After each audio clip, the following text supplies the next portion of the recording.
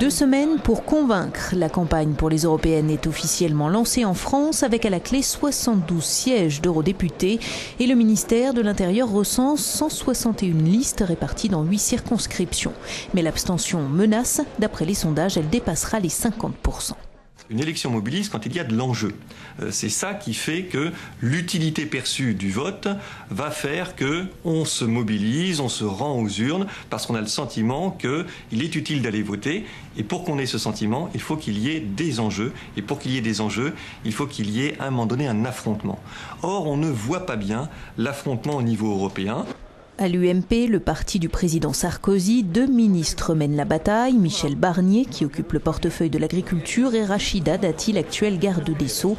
L'UMP, qui est en tête avec 26% des intentions de vote d'après le dernier sondage CSA.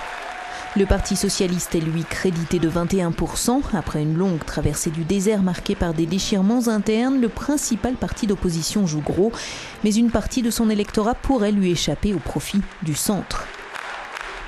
Ainsi, le MoDem de François Bayrou est donné 3e au soir du 7 juin. Ces derniers jours, il a creusé l'écart avec les listes d'Europe Écologie emmenées par Daniel Cohn-Bendit, lequel se pose en défenseur des enjeux européens dans une campagne très nationale.